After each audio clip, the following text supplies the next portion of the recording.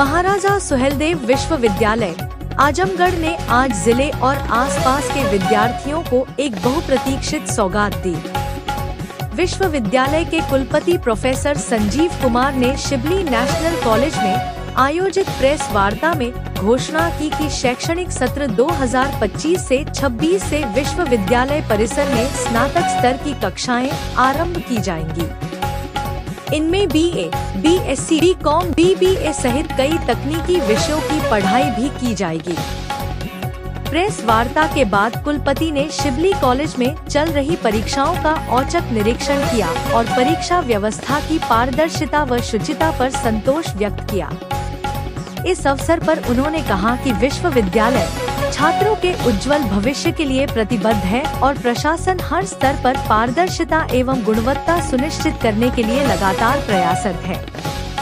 Professor Sanjeev Kumar ने बताया कि विश्वविद्यालय परिसर में प्रवेश के इच्छुक अभ्यर्थियों को विश्वविद्यालय की आधिकारिक वेबसाइट पर ऑनलाइन पंजीकरण कराना होगा। इसके लिए उन्हें एक सक्रिय ईमेल आईडी व मोबाइल नंबर का उपयोग करना होगा। रजिस्ट्रेशन के बाद छात्रों को अपनी प्रोफाइल बनाकर फोटो, हस्ताक्षर अपलोड करने होंगे और 300 रुपए का शुल्क निर्धारित गेटवे के माध्यम से जमा करना होगा। भुगतान सफल होने पर रजिस्ट्रेशन नंबर जारी किया जाएगा, जिसे सुरक्षित रखना अनिवार्य है। विश्वविद्यालय प्रशासन ने हेल्प डेस्क की व्यवस्था की है, जहां छात्र छात्राएं प्रवेश से संबंधित हर सहायता प्राप्त कर सकते हैं। कुलपति ने जानकारी दी। औचक निरीक्षण एवं गरिमामय उपस्थिति। इस अवसर पर कुलसचिव महोदय की गरिमामय उपस्थिति रही।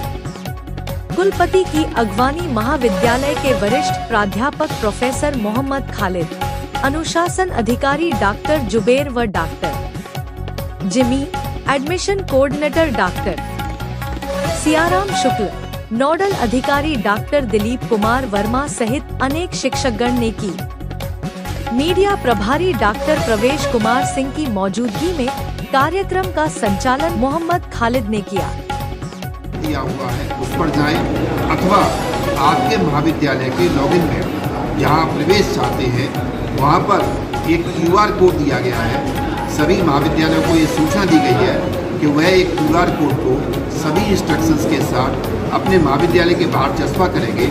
तो छात्र चाहे तो सीधे QR कोड को स्कैन करने के बाद भी उस साइट पर पहुंच सकता है। जब छात्र उस साइट पर पहुंच जाएगा, जहां पर कि जो समर्थ पोर्टल की साइट है, वहां पर उसे पहले अपनी थोड़ी सी कुछ बेसिक इन्फॉर्मेशन भरनी होगी, अपना नाम, मोबाइल नंबर, ईमेल आईडी इत्यादि। इतना कुछ करने के बाद उसका एक लॉगिन नेम जनरेट हो किया जाएगा, जिसका कि कोड उसकी रजिस्टर्ड ईमेल आईडी और उसके फ़ोन नंबर पर पहुंचेगा। फ़ोन नंबर पर और ईमेल आईडी पर जो कोड पहुंचेगा वो सेम कोड होगा। परेशान होने की आवश्यकता नहीं है, सेम कोड पहुंचेगा।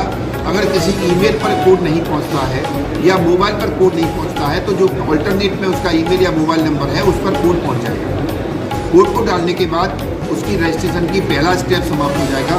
फिर उसकी कोई दूसरी इन्फॉर्मेशन भरवाई जाएगी। भरवाने के बाद वो बच्चा जब अपनी इन्फॉर्मेशन को सबमिट करेगा, उससे कुछ डॉक्यूमेंट अपलोड कराए जाएंगे, उसका फोटोग्राफ अपलोड कराया जाएगा, उसके सिग्नेचर अपलोड कराए जाएंगे। इसके अलावा यदि वो किसी कैटेगरी का है, OBC है, SC है, ST है या कोई रिजर्वेशन का अन्य लाभ लेना चाहता है, तो वह उसके डॉक्यूमेंट को भी इस पर अपलोड करेगा।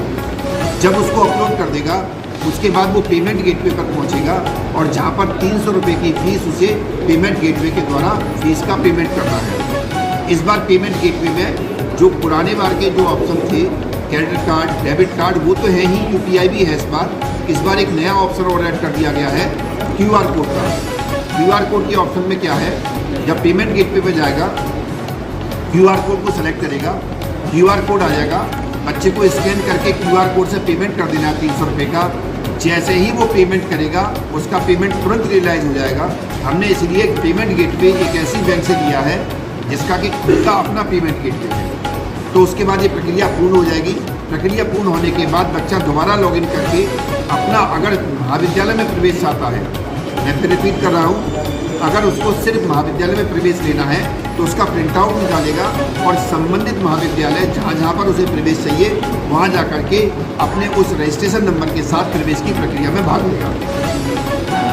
चूँकि विश्वविद्यालय के परिसर में भी प्रवेश प्रक्रिया होनी है, तो विश्वविद्यालय के परिसर में प्रवेश के लिए कुछ नहीं करना होगा। जब जहाँ पर वो कॉलेज में प्रवेश के लिए करेगा तो प्रिंट आउट निकाल देगा, और जब विश्वविद्यालय में जाना चाहता है तो वहीं पर बस के पास में एक ऑप्शन होगा विश्वविद्यालय में प्रवेश हेतु आवेदन, उस पर क्लिक करेगा। फिर थोड़ी इन्फॉर्मेशन हाई स्कूल इंटर के मार्क्स और जो भी रिक्वायरमेंट होगी वो भर देगा और फिर प्रिंट आउट निकाल देगा। प्रिंट आउट निकालने के बाद उस प्रिंट आउट के साथ वो विश्वविद्यालय में संपर्क करेगा।